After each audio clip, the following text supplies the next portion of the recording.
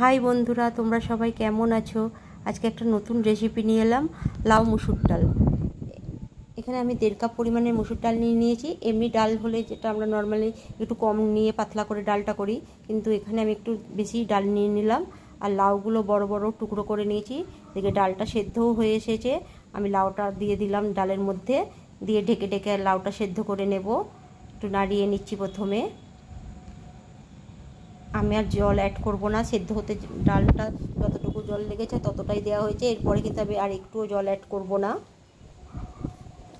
এবার বেশি করে রসুন নিয়ে নিয়েছি। এখানে লাউয়ের মধ্যে কাঁচা লঙ্কা দিয়ে দিলাম, রসুন থেতো করে ফোড়ন দেব, আর পেঁয়াজকে কুচিয়ে নেব। পরিমাণ মতো নুন দিয়ে দিচ্ছি। ডালের মধ্যে কিন্তু আর জল একটু অ্যাড করা হয়নি। পরিমাণ মতো হলুদ গুঁড়ো দিয়ে দিলাম, দিয়ে আর একটু নাড়িয়ে আবার একটু ঢেকে রাখবো। 2 থেকে 3 মিনিট ঢেকে রাখবো। আবার ঢাকনা খুলে 1 চামচ ধনে গুঁড়ো, 1 চামচ জিরে গুঁড়ো দিয়ে দেব। ধনে গুঁড়ো দিয়ে দিলাম, এবার জিরে গুঁড়োটা দিয়ে দিচ্ছি, দিয়ে আরও নাড়িয়ে নিলাম, নিয়ে ঢেকে রাখবো আরও কিছুক্ষণ। এদিকে লাউ আর ডাল দুটোই সেদ্ধ হয়ে গেছে। তারপর আমি ফোড়ন দিয়ে দিচ্ছি। এখন কড়াইয়ে সর্ষে তেল দিয়ে দিয়েছি, দিয়ে দিলাম 5 ফোড়ন, 1টা শুকনো লঙ্কা, 2টো তেজপাতা। রসুন থেতো করে নিয়েছি, ভালো করে থেতো করে দিয়ে দিলাম। এখানে 10-12 কোয়া রসুন নিয়েছিলাম, একটু বেশি রসুন লাগে। পেঁয়াজ কুচি, রসুনটা গোল্ডেন ব্রাউন হয়ে গেছে, এবার পেঁয়াজ কুচিটা দিয়ে দিচ্ছি।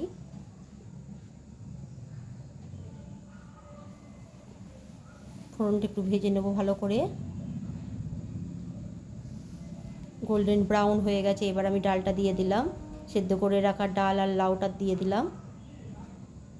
এটা একটু মাখা মাখাই হবে, খুব পাতলা হবে না, তার জন্য একটু জল অ্যাড করলাম না। দারুণ খেতে, দারুণ। এই গরমের সময় লাউ ডাল তো অসাধারণ লাগে। আমার লাউ ডাল রেডি হয়ে গেছে। তার নামানোর আগে চিনি দিয়ে দিলাম, 1 চামচ চিনি দিয়ে দিয়েছি। লাউ ডাল রেডি। এবার গরম গরম ভাতে পরিবেশন করতে হবে, অসাধারণ লাগে। আমাদের মিস্টার লাউ ডাল খেতে ভীষণভাবে পছন্দ করে, বাবুও খায়। আজকের রেসিপি এখানেই কমপ্লিট। পরবর্তী রেসিপি নিয়ে আবার পরে আসবো। Tata, by.